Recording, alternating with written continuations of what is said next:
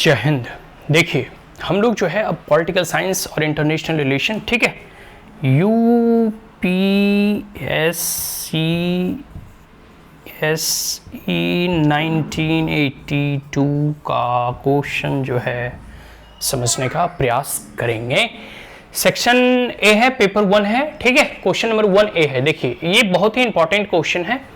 आपने प्लूटो के फिलोसफर का सिद्धांत जो है आपने पढ़ा ही होगा कि either the king will be a philosopher और the philosopher will be a king, ठीक है।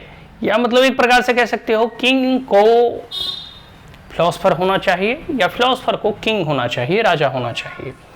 तो उसी से संबंधित यह प्रश्न है।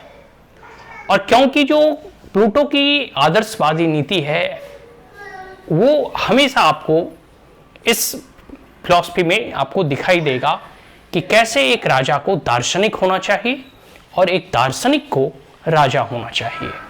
तो only the man who has a taste for every sort of knowledge.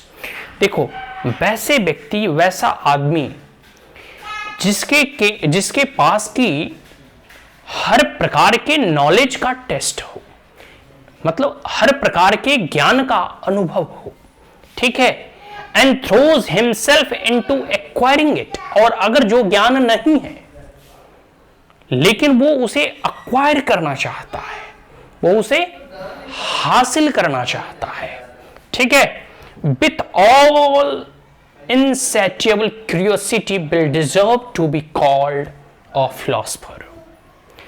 अतृप्त भाव से, ठीक है, insatiable मतलब होता है अतृप्त, जो तृप्त ना हुआ हो।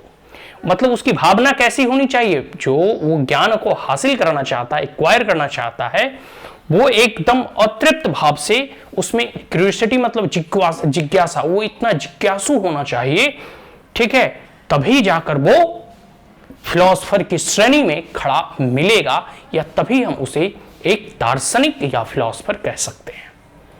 कितना अच्छा स्टेटमेंट है और कितना अच्छा प्लूटो ने अपने इस वक्तव्य को कहा है कि only the man who has the taste for every sort of knowledge. ऐसे व्यक्ति जिसे सभी प्रकार के ज्ञान या अनुभवों से वो कह सकते हो कि उसके पास है, and throw himself into acquiring it. और अगर जो ज्ञान नहीं है वो उसे एक्वायर करने का वो प्रयास करता है, उसे हासिल करने का प्रयत्न करता है, विथ ऑल इनसैटिएबल क्यूरियोसिटी, बहुत ही अतृप्त भाव से, पूरे जिज्ञासु की तरह, will deserve to be called a philosopher. तभी वो जाकर एक राजनीतिज्ञ के रूप में जाना जाएगा। प्लूटो का स्टेटमेंट है और प्लूटो का कथन मैंने पहले ही बता दिया। क्या प्लूटो कहना चाहते थे कि या तो राजा दार्शनिक हो या दार्शनिक को राजा होना चाहिए। बात समझ में आ रहा है? तभी वो राज्य में जो है सुख शांति की स्थापना कर सकता है और सही रूप से वो राज्य को चला सकता है। चलिए यूपीएससी सीएससी 1982 में ये प्रश्न पूछे गए हैं। आशा करता हूं कि ये समझ में आ गया होगा। अब इसकी आंसर राइटिंग कैसे करनी है, तो सीधे प्लूटो का जो फिलोसफर के किंग होने की जो अवधारणा है उसी कॉन्सेप्ट के बेस्ट पे ये आंसर लिखा जाएगा। जब कभी हम इसकी आंसर राइटिंग करेंगे तो टू द पॉइंट हम इसके आंसर भी आपको बताएंगे। बट यहाँ अभी हम जो है बस प्रश्न को समझने का प्रयास कर रहे थे कि कैसे एक व्यक्ति को अगर दार्शनिक माना जाए तो किस प्रकार से उसे सभी प्रकार के अनुभवों और ज्ञान का उसके पास खजाना होना चाहिए, और अगर नहीं है तो वो उसे एक्वायर करने का प्रयत्न करे एकदम अतृप्त भाव से, एकदम जिज्ञासु के भाव से, और तभी वह जो है दार्शनिक के रूप में जाना जा सकता है। तभी प्लूटो उसे दार्शनिक कह सकते हैं। That's all.